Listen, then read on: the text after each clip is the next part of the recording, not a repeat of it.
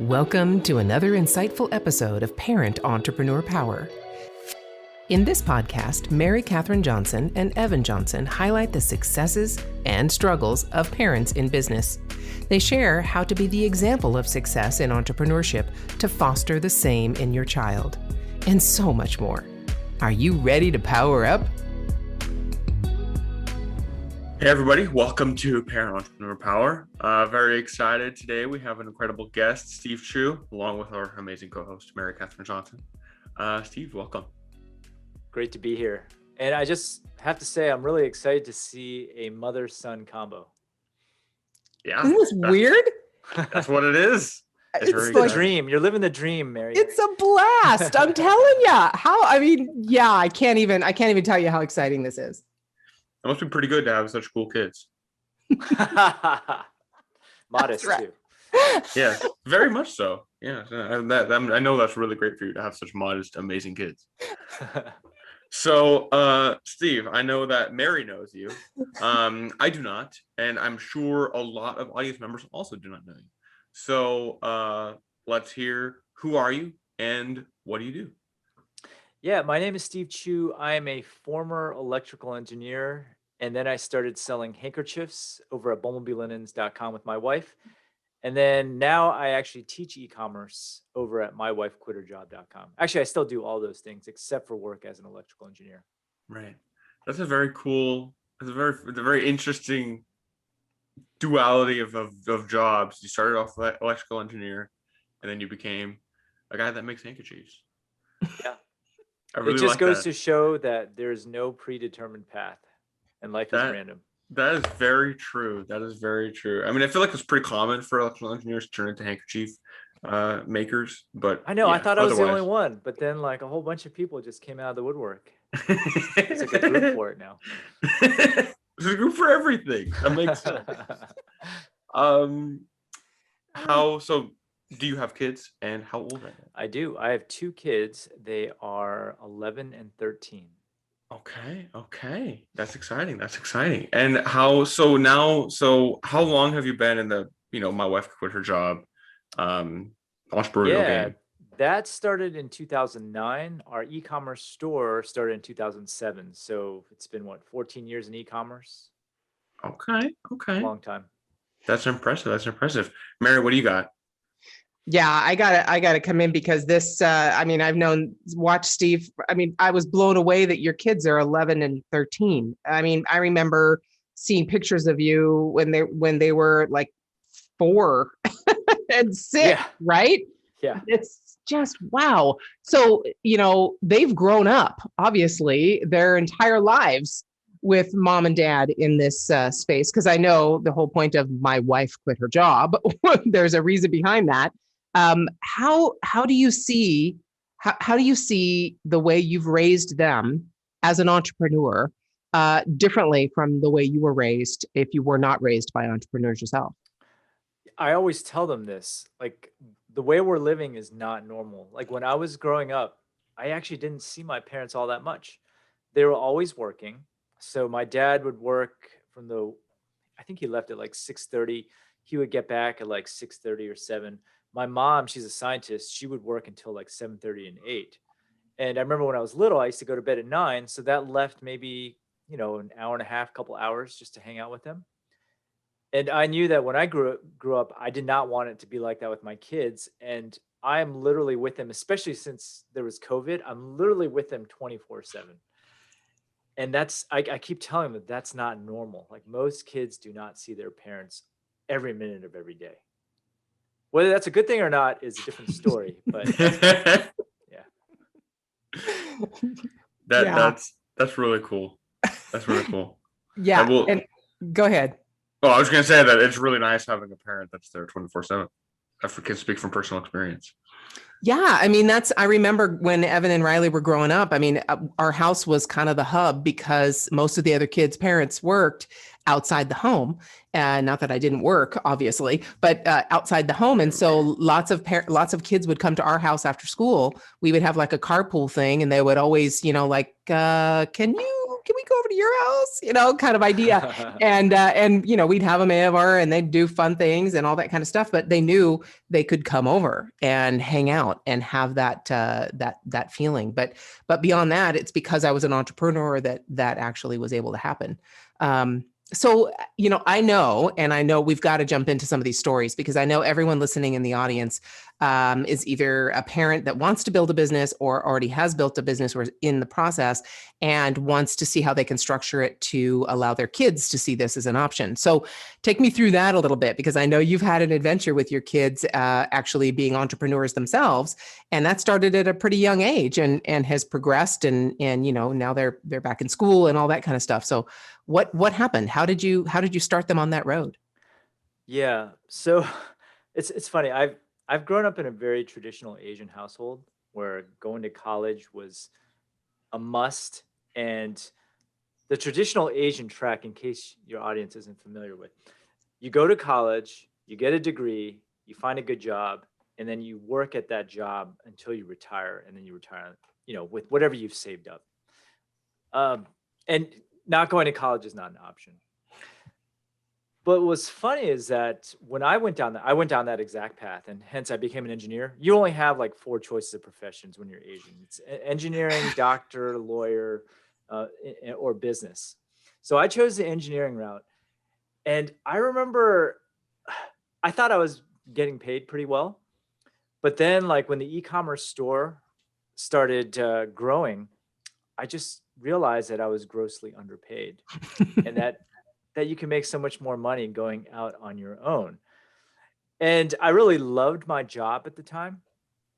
And then I started My Wife Quit Her Job, which is a blog. It's content, right? Whoever thought you could make money with content, that started making 7 figures as well. And then by the end, I was making like 8 to 10x my salary, and I was still working.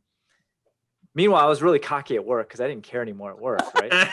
So I started just voicing my mind. I started like defying like the VP, like in their meeting. And strangely enough, that got me promoted. And then finally I went down to like 4 days, then 2 days, and then finally 1 day a week. And then like the upper management left. I got pulled in. They asked me what I did, and I had to be honest with them. I didn't do anything anymore. And then that's actually how I ended up going full time with my businesses.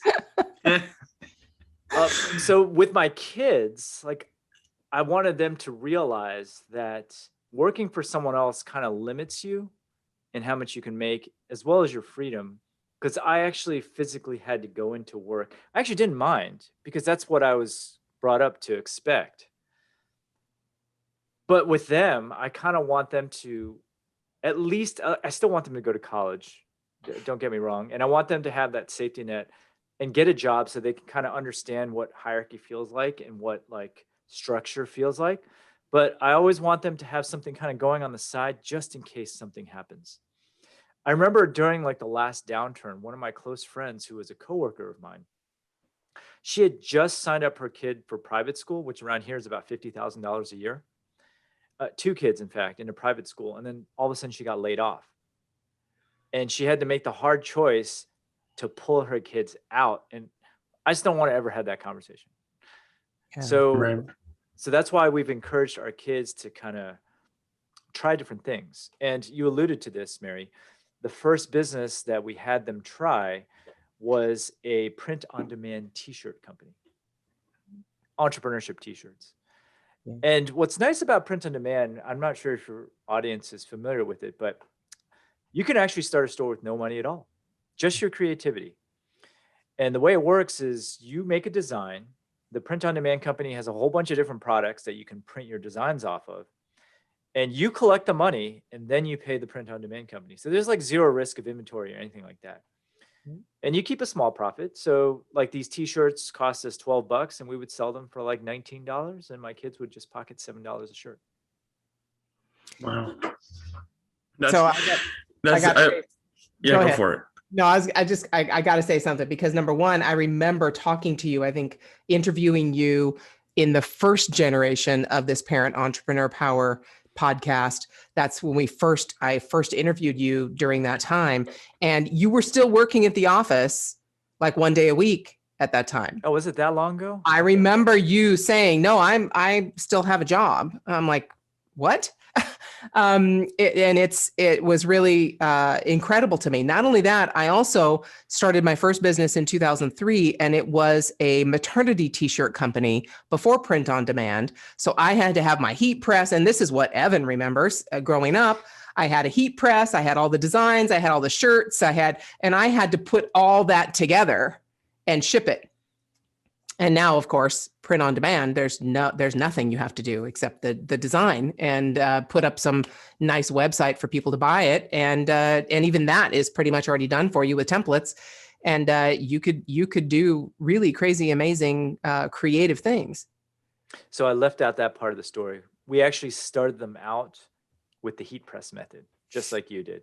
Wow. Because I wanted them to feel the pain of physical labor. You're one of those parents. So, with the heat press, you have to cut out the design. Oh, yeah. With scissors. Oh, yeah. So this is a funny story. They were like, oh my God, like how much money can we make selling these t-shirts? And then all of a sudden, I think one day they got like an order of like just 5 t-shirts, but they didn't know, like they didn't think about this. And it literally took them like 40 minutes to like cut everything out. And they're like, oh my God, this is hard work for just 5 t-shirts. I'm like, good. Learn that. See, it's all about hard work.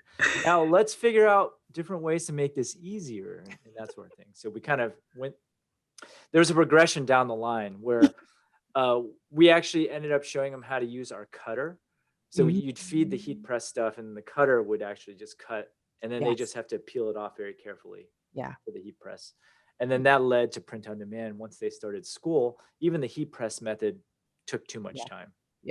Yeah, definitely. And I had it where I actually had my designs printed on archival paper so that I just kept the backing, everything. I didn't have to cut anything. I started with cutting and my own printing with archival inks, but then I bought my designs already printed using screen print inks and archival inks. And I just had to press it and peel the paper off and everything was good. And it didn't leave a residue or anything like that. So yeah, Nice. there's many different, but I'm sure Evan remembers, my room with a 370 degree heat press going, right? And it's hot in there and it's noisy and, mom's like pumping these things out. And oh yeah, it was. Yeah, that room turned into my room. Eventually. But before that, it was your office. It was the shirt press room. I remember that. That's right. We actually didn't let the kids use the press, so we would actually have to do the press part. Yeah, because it's like 370 degrees, 375 degrees. I mean, I burned myself on that thing inadvertently, right? You can definitely touch it. Yes. Yeah. Yes. It's funny. You were talking about like how you had that friend who got laid off after they put their kids in private school, and I just always think it's funny how people talk about like, oh yeah, being an entrepreneur is cool, but like it's so much more risk. You should just get a job, right? It's so much safer. Yeah, I guess it's safer until you're randomly laid off. Like, yes. where was that safety you were mentioning now that you're unemployed? Like, I'm sorry, what was that? And so I think it's like, there's no right or wrong answer, right? You do whatever you want. But I just don't think that a traditional job is safer than being an entrepreneur, because if my business goes under, it's because I didn't put in the work to maintain it. Whereas if I'm in a real job, I could get fired at any moment, unless I'm a tenured professor. But otherwise, I could get fired at any moment. Here's how I think about it. Like with your business, it can decline, but it'll usually decline slowly. So you have time to figure something out. Adapt, yeah. Right. Whereas with your job, like it's actually usually immediate. They literally walked her out the door that day. Yeah. When she got laid off. So. Yep. Yeah, that's rough. I mean, I'm not saying that like being an entrepreneur is better than having a regular job. It's whatever each person wants individually. But it's just that when people come to me saying that a real job is more secure, I'm like, okay, except for the fact that it's not. There's pros and cons, and I don't know if you guys feel the same way, but I'm constantly thinking about my business. I have problems detaching from it. Whereas with work, when I'm not there, I didn't think about anything. There's definitely entrepreneurship versus regular jobs. They have their pros and cons. That is a big thing that I know a lot of people who I know who are on the traditional job path, that's a big thing for them. Is they're like, I can't, especially after having to work from home because of COVID. And I've been doing that for years. I was like, welcome to the club, you know. But now that they were working from home, I'm like, I couldn't like separate myself from working. Yeah. Like there's this space. There's no change. Yeah. There's no space for working and space for living. Yeah. And so they had a hard time. I'm like, yeah, it's hard, you know. But I got to say, because Evan, I can speak to this because I'm the same as you, Steve. I'm constantly thinking of my business. I'm constantly thinking of different ideas and different things that have to happen, or that I think I'm going to do, or what will this happen or that. Evan, however, I think through this process, not only because of innately who he is, but also because I think he's seen that I work all different hours and doing different things since I work from home. He is really good at turning it off. Mainly, we were just in having lunch together, and he was done with whatever he was going to do at work, and he was going to make himself lunch and get lunch, and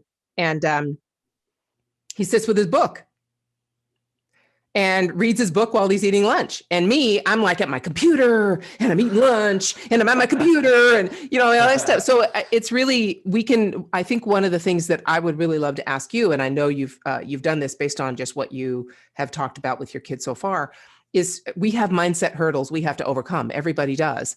And especially not really living around entrepreneurs. There are, like we were talking about before we started recording, lots of mindset hurdles that we have to overcome. So how do you feel you are possibly helping your kids start with fewer of those mindset hurdles, if we want to look at it that way, than you did? It's been pretty easy. Let me just tell you a quick story.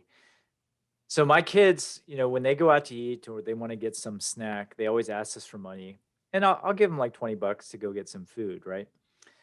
But once they started that t-shirt business and they got their first sale, for some reason, those dollars meant so much more to them after a while. And they started appreciating the value of money more. I use the word more because I still don't feel like they appreciate it enough.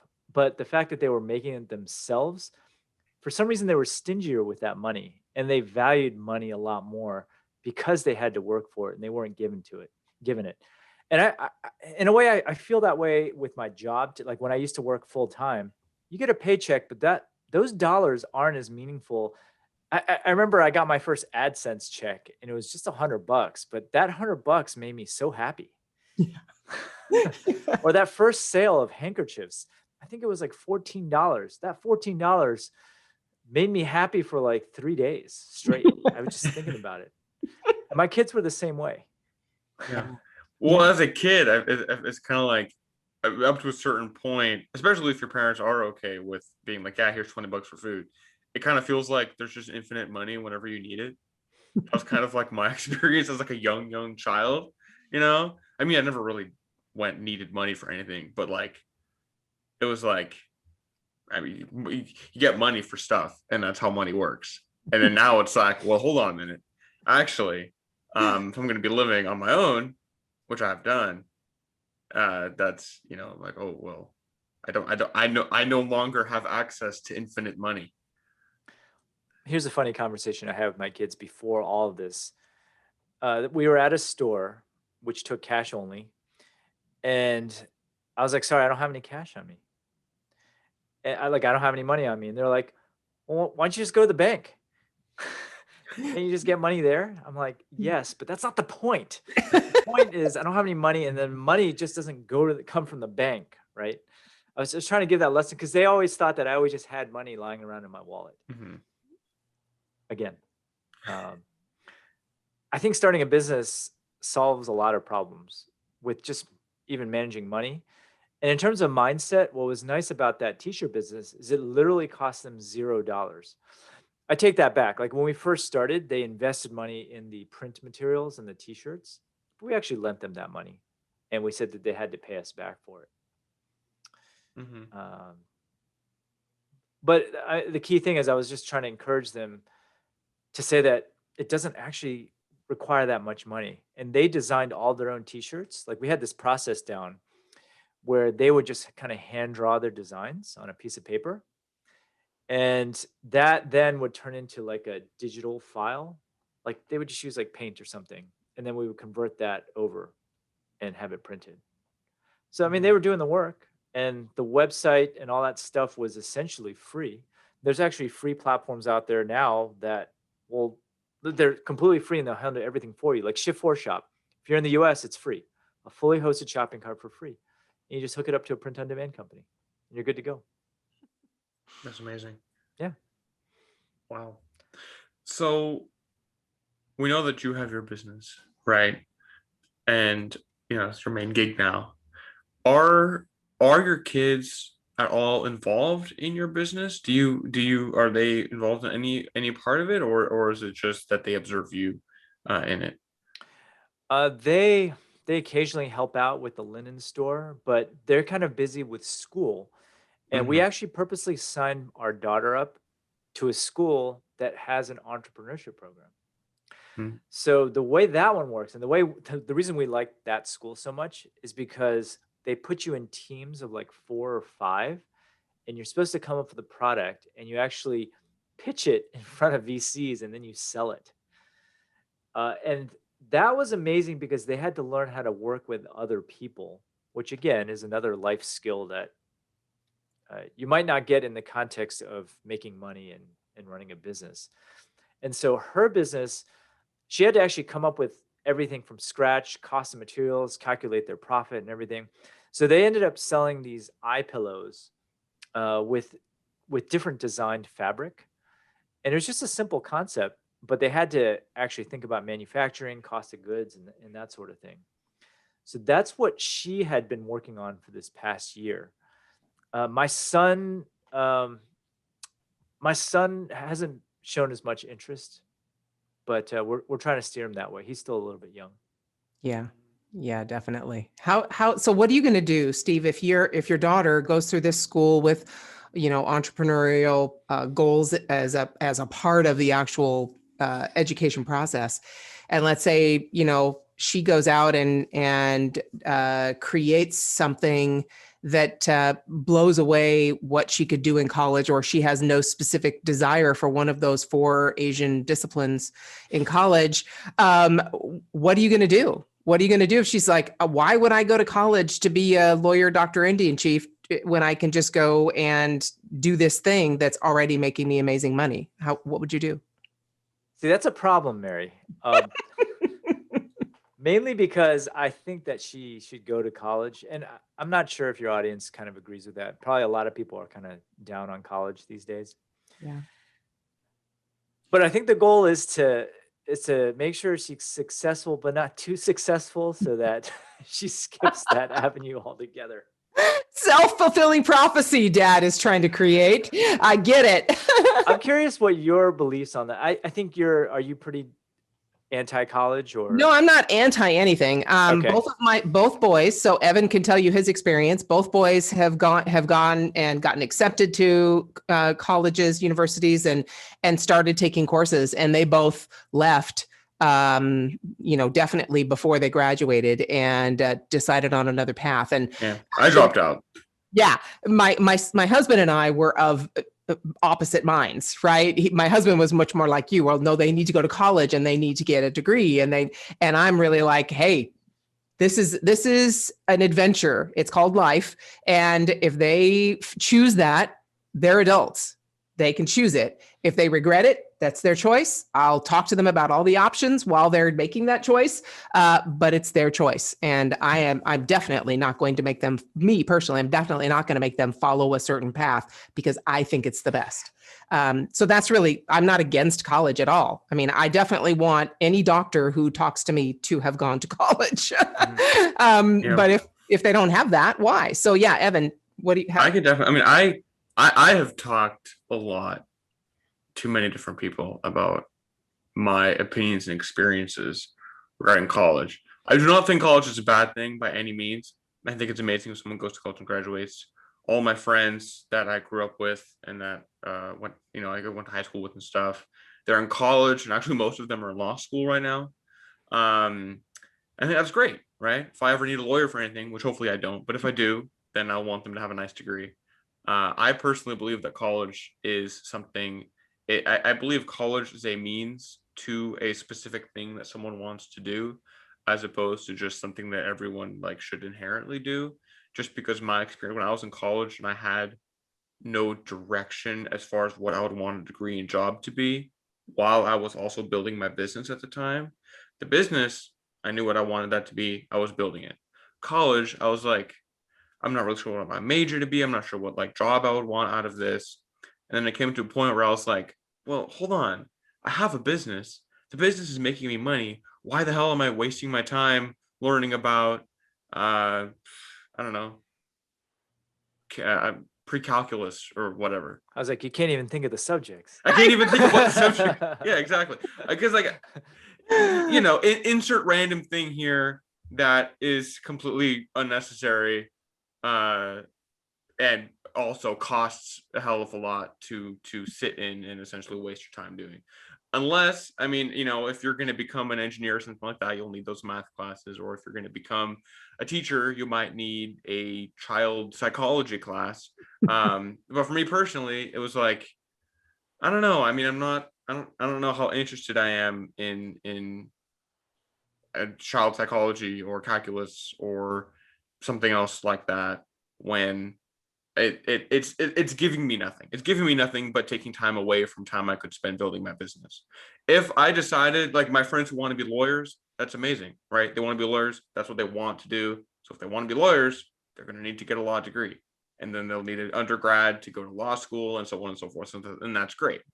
But that just didn't align with my path. So I don't think there's any wrong answer when it comes to college. I just think it's something that someone should do if it's something they need to do to get to the point they want to be in life. Plus, you can always go back. Like if for some reason my business craps out on me and I'm just like, I don't really want to start another business, I want to get a job, then I can go back to college. You could. Realistically speaking, though, it'd be weird. Oh yeah, Like a 25-year-old or whatever it would going be back to weird. school with a Oh, bunch I don't of know. 18-year-olds. See, that's where I come in. It took me 7 years to get my bachelor's degree. Oh, really? No, So seriously. okay, wow. I was like in my mid-20s and I was also already married. And my husband was going to a different university. So I went to UC Berkeley and my husband went to UC Santa Barbara. And we saw each other like once every 6-8 weeks. But it took me 7 years because I had no clue. No one in my family had ever gone to college. I had no clue what I wanted to study.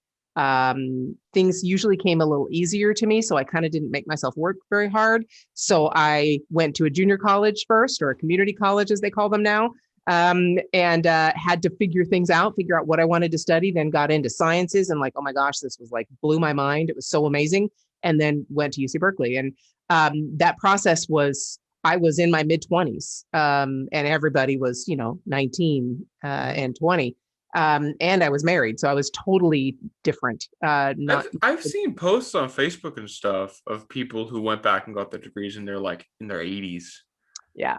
Or something like that. So you can do it at any time. Yeah. I mean, I'm not saying that you should tell your kids, oh, don't go to college, don't bother, or whatever.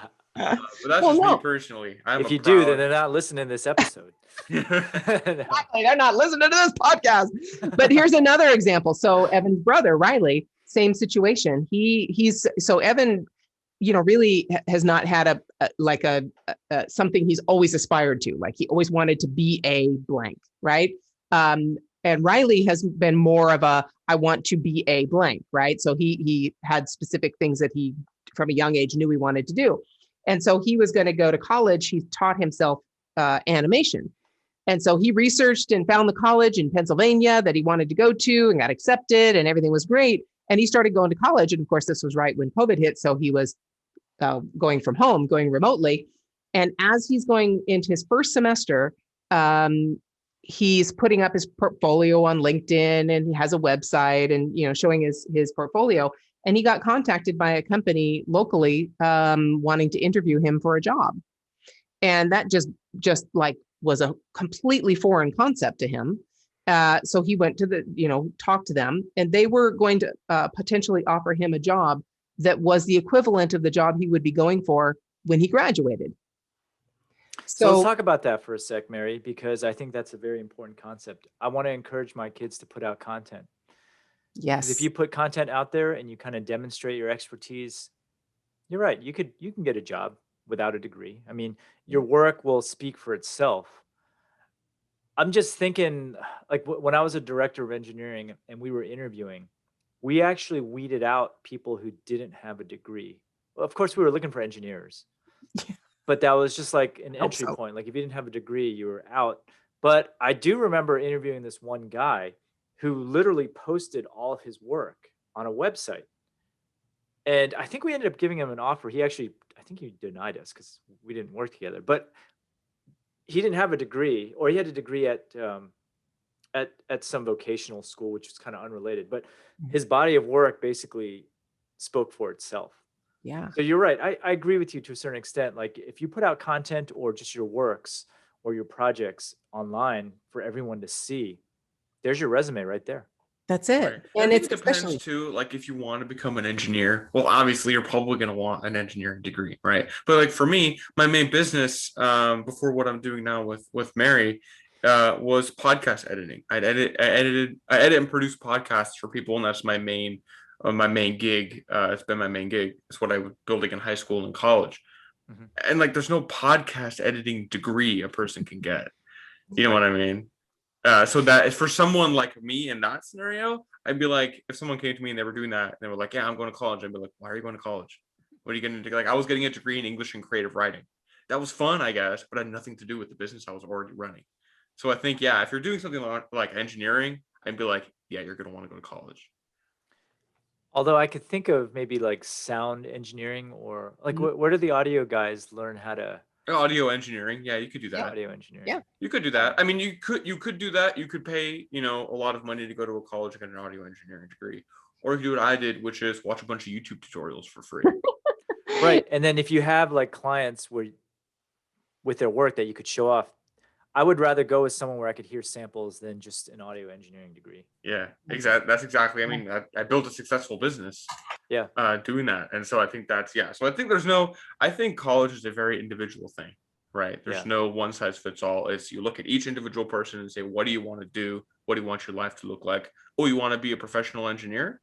Well, you find a good school that gives you a good engineering degree. Oh, you want to be a life coach?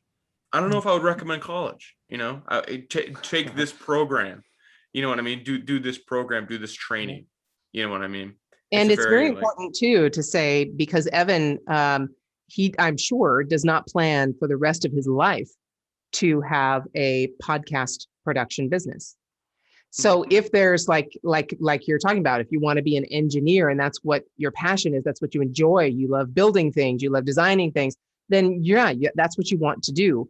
But if you're looking at a means to an end, and you're looking at growing, and you look at, well, I want to do this now, but I don't know what I'm going to want to do in 10 years, then entrepreneurship is the perfect vehicle for that, because you're going to grow and learn and explore in ways that you can't necessarily if you go to college for a specific job and do a specific thing.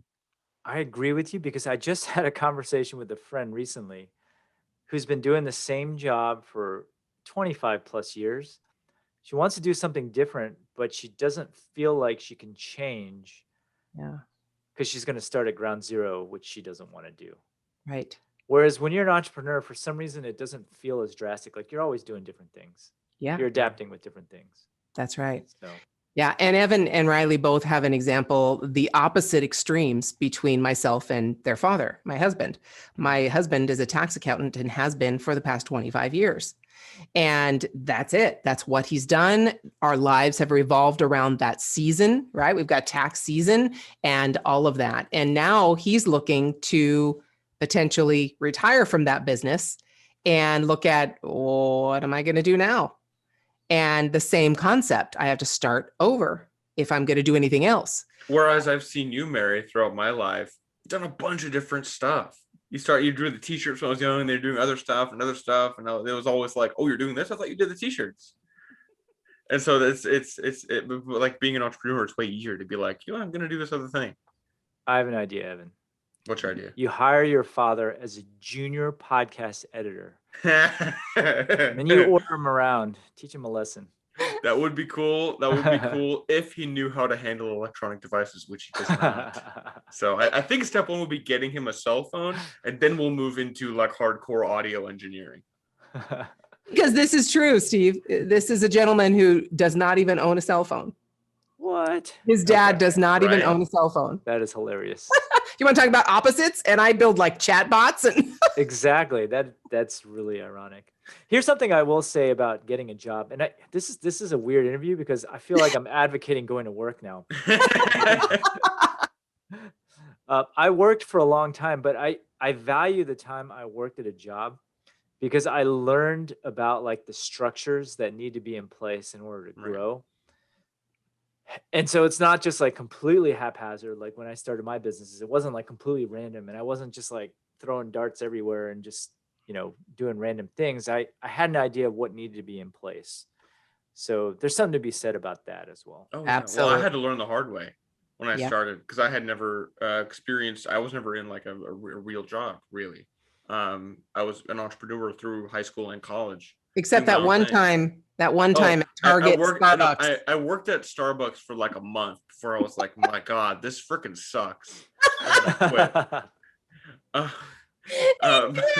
It's so funny. And he looks at all of his friends and he's like, dude, what the heck? Why do you have to, what do you mean you can't just take off on a Tuesday afternoon and go? I have a friend messaging me like, do you want to hang out? And I'm like, okay, sure. And I messaged another friend, they're like, sorry, I'm working. I'm like, that sucks. That really sucks. I'm so sorry. Like I had to learn the hard way to actually, but like the thing, I see what you're saying, right? Having a job like that, it helps you know how a business is run and how you structure things, structuring your time, right? Because I had to be my own boss. I never had a boss telling me what to do. And so, you learn, you'll learn that one way or the other. Whether you learn that through the hard and way, I agree. being like, oh, I need to work. Yeah. And I agree with you, that structure. And that's why I think bringing us to the purpose of this podcast, really, Evan and I getting together going, okay, how can we help parents who are in business structure their businesses so that they can foster entrepreneurship in their kids? And the way Evan and I did it, and same with Riley, is there were like podcast editing, right? I had this exact podcast, Parent Entrepreneur Power, the first generation of it. And it was getting too much for me to edit and do everything and do my work that I had to do to make money and all that stuff. And so I went to Evan and said, hey, do you want to learn a skill and do you want to earn some extra money? And he's like, yeah. And so I taught him how to do podcast editing and gave him some resources, our good old buddy, Pat Flynn, and the amazing resources he had. And he took it and it was basically a structure of it at 16 or 15 or 16. I'm not going to give him a full-time job, right? I'm not going to tell him you have to do this 8 hours a day, right? It was really just, here's the thing. Just a task. Here's the podcast goes out every week on Monday. Right. So whether you get it ahead of time, you do it on the Wednesday before, or if you're up Sunday night at midnight doing it, that's up to you, as long as it gets out Monday morning. And so that was very beneficial to me as a high school kid who was, I was looking for some extra money, right? Just so I could go out for, food with friends and stuff. And I didn't have like pressing bills or anything like that. And so that was absolutely perfect. And then I was able to, and then that's what I tell people when they're like, how do you get started? I tell them that. And then I told them that one day I was looking for more money when I did start getting actual bills and things. And then you, Mary, were like, why don't you do this for other people too and charge them? And I was like, oh my gosh, it's crazy enough. It just might work. Yeah. And so it does teach a certain amount of discipline. And it was basically, it allowed for him to use his natural abilities, right? He is a detail-oriented person. He can, and he's definitely creative. So to be able to find a way to break into this world. And I definitely do not anticipate him being a podcast producer for the rest of his life. He is a natural coach. So I know that's the direction he'll probably take. But it opened that, because I had huge mindset hurdles I had to overcome. And hopefully I was able to foster an environment where he could at least start higher than I did. And that's really, to me, what it's all about. That's what life is about. So yeah, if you really want your kids to go to college, because that is an incredible experience. I mean, I worked my tail off to get that 7 years to get my bachelor's degree and to get accepted to UC Berkeley, of all places. It was just not even, I didn't even know UC Berkeley existed when I graduated high school. Didn't even know that there was a place that was called that and what it did. And so to go through that process was taught me an incredible skill of perseverance dedication, all those things. I'm not saying I don't want my kids to have that. I'm saying for them, if they choose that that is not the route they want to go to get that skill and learn that. Entrepreneurship is great. Go for it. I think they learn a lot just by seeing it in action, like seeing me in action. Like I'm always in front of the camera. I'm always doing lives. Right now they're at an age where I'm just a little bit nervous though about introducing them to social media and all that stuff too. Yeah. So right now I think e-commerce is probably a pretty good play, but maybe later on, once they get a little bit older, putting out content, putting themselves out there, it's actually a really good skill. A lot of people don't do it, whether Yeah. just turn on the camera and record or something. Oh yeah, I was always super introverted, and I was never very outgoing. After podcasting for years, I would honestly classify myself as more of an extrovert now. And even like 2 years ago, if someone had told me I would have like I'm extroverted, I would have been like, what? No, of course not. Like if I go the rest of my life without talking to another soul, I would not be sad. Whereas now I'm not that way anymore. And so putting yourself out there with content, especially something like a podcast too, because I always hated the sound of my voice. And video and stuff like that. It's putting yourself out there really helps. So that's cool that you'll be helping your kids, with that as well, because that's what really helped me the most. I mean, Mary helping me, like giving me the podcast editing to do was really great. But honestly, the thing that helped the most was for years seeing her do entrepreneur stuff, all day, seeing her actually make money. And she was able to, I saw her working in her pajamas, and that was the most inspiring thing I have ever seen. So, You know what? I thought I just mentioned, I noticed you call your mom Mary. I literally only say that in the podcast interview because I feel kind of weird calling her mom. Okay. But literally it feels super weird saying Mary. I have to be completely honest with you. But I just figured that was a little more professional. I figured I'd try to at least be, a little professional. But who knows how long that'll last. Well, lots of other people call me Chop That Mom, so whatever. That's true. Yeah. Yeah. Steve, I really just have to commend you though, because to allow an environment for your kids to learn and grow like this, and to understand discipline and understand money and find an appreciation for these things. And now have your daughter, you must be feeling in some way that you definitely want her to have that option, like you said, to have that as whether it's a side gig or an option in addition to college, however it works. This is life, and it's an adventure, and we have opportunities now that no other generation has ever had to be able to create whatever life we want. And that's a very new thing. The internet is pretty awesome. It totally is. I'm a little conflicted right now just because she's young. It's like I mean, you guys aren't Asian, but I just remember when I was growing up, my parents wanted me to play the piano, and I practiced all the time. I was pretty good at it, and I won competitions. But I wonder if they would have freaked out if I wanted to be a professional pianist. They probably would have freaked out. Probably. So I'm feeling that same thing right now.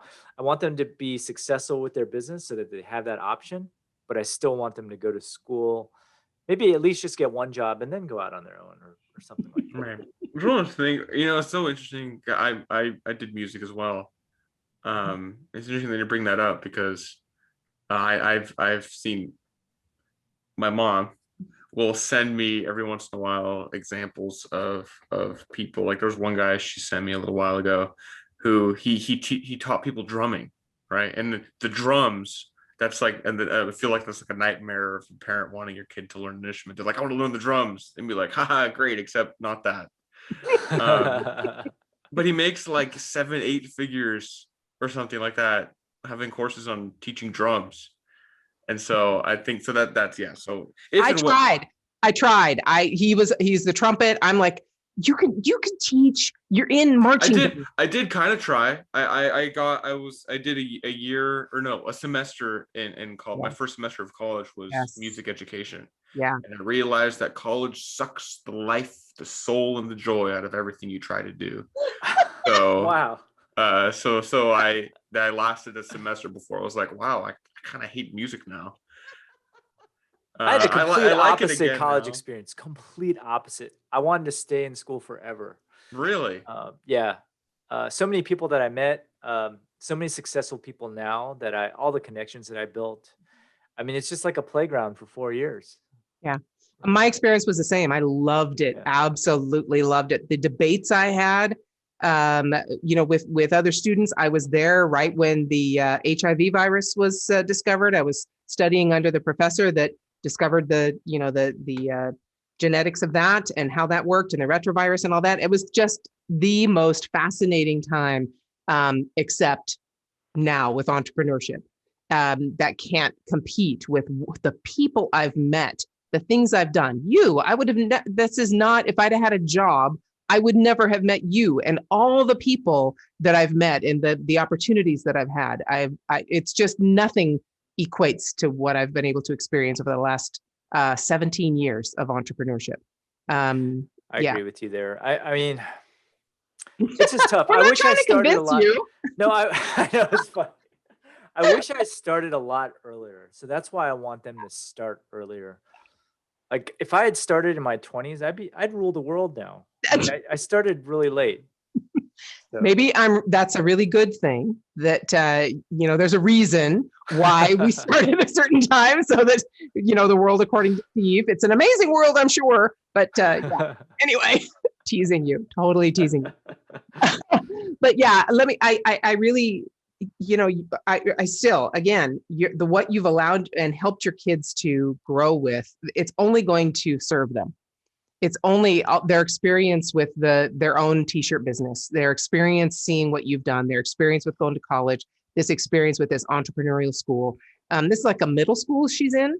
Mm-hmm. Yeah. I mean, that's just, that's amazing to have those opportunities. And obviously we haven't even talked about your wife. We've just made it like, you're the one that decides this. I'm sure there's a mutual, conversation going on there, but, and just your extraordinary story of, linens, right? And I know the story, but, trying to find for your wedding, and getting that done on your own and then providing that opportunity for others. These things just happen and we maximize the potential if we get the chance to. So I'm sure your children will do the same thing, whether it's in college or on their own. Whatever works for you and your family is going to work. I can imagine your parents probably would have a heart attack if your kids didn't go to college. Yes, they would. I do tell them to just kind of be like water, like things are just going to happen and you kind of have to go with the flow sometimes. Yeah. Very That true. was college. They can go with the flow after college. My grandpa, he reacted better than I thought he would when I told him I dropped out of college. So maybe your parents would react better as well. Who knows? Yeah, because that was a conversation you were dreading, right, Evan? I wouldn't say dreading because I was like, if he's pissed, then I don't care because why would I? Because like anything is better to me right now than going back to college. I had a bad college experience personally, so like I was like, I don't care if he doesn't like it, then great. Who Things cares? are different these days. College is just way overpriced. Oh my God. I mean, it just doesn't make sense anymore. The whole student loan thing is just one big mess. So Crazy. Oh, yeah. At some point it's going to burst. Yeah. I mean, my friend is I think he's getting like 50 grand in student aid and that covers like half of it. And it's law school or something. Like, I don't know, some crazy thing. It's going to take years. I can't even imagine how many years it's going to take them to get out of debt. And I'm like, I don't know. I've invested in like, I don't know, one course or something like that I paid like right away. So I have no debt. Like when it comes to learning things. So that's if college was as cheap as it used to be, then honestly my whole opinion about college would probably be a lot different because then it's like, yeah, go for it. But now it's like you're doing this, but the cost of it is so high that it really needs to be focused. I agree with you. The whole, I mean, this is another episode in itself. You knock out student loans, then colleges will be forced to lower their prices and be more efficient. That's right. Yeah. And again, I was at the age when my community college was free. Yeah. I had no cost. All I had to do was pay for my books. There was no cost to actually go to the community college.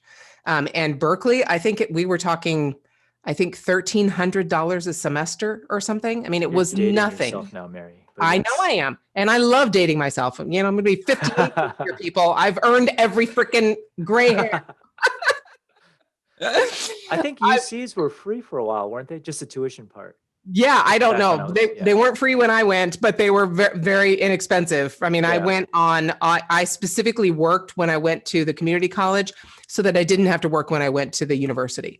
And so that I could just, pay my $300 a month in a little house and a little room that I rented from a friend of mine's mother and pay for the books and pay for coffee. Whereas now I see 18-year-olds going and taking out 50 grand in loans from a bank, which is pretty crazy. Plus the textbooks they make you buy, they're like $150 for a textbook you're going to use like 10 times in like a 2-month period. It's a racket. And then you're never going to use it again. Yeah. So we don't want this to be like a dish on completely dish on college. Focus. You guys are the hosts. Exactly. Let's focus it back. Yeah.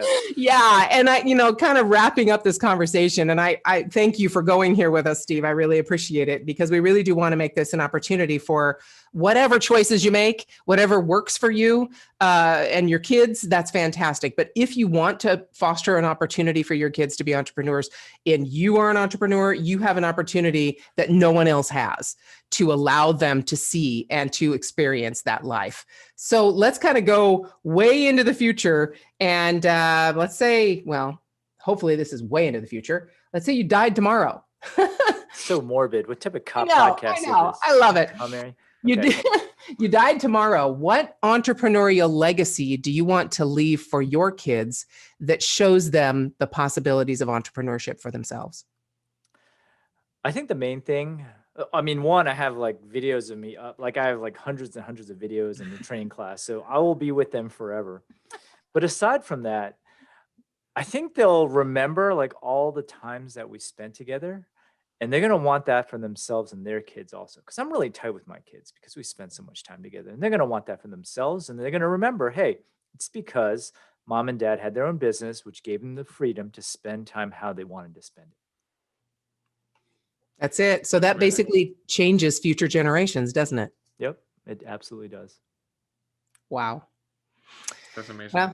Well, for people who are interested, Steve, in who you are and what you do, where can people find out more about you? Yeah. So if you're interested in starting your own e-commerce store, I have a bunch of free courses over at my website at mywifequitherjob.com. I also run an annual e-commerce conference over at the Seller Summit. It's actually going to take place in 2022. And if you're getting married, I can hook you up with some hankies over at bumblebeelinens.com. Oh, and you should check out my kids store. We've been talking about it this whole time. It's over at kidincharge.com. Kidincharge.com. Yep. It's amazing. That's awesome. Steve, thank you for going on this meandering conversation with us. Really appreciate your time. You're only our second interview. So, wow. This has been a blast. And I'm just, really happy to have you in my life and in my world, and can't wait to see what I'm really going to be watching to see what colleges your kids go to. Thank you for having me. Thank you for listening to this episode of Parent Entrepreneur Power.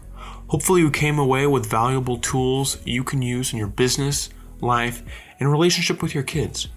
If you want to hear more about our mission, or if you want more insights into cultivating your parent entrepreneur power, join our movement to make entrepreneurship more accessible to parents and their kids at parententrepreneurpower.com.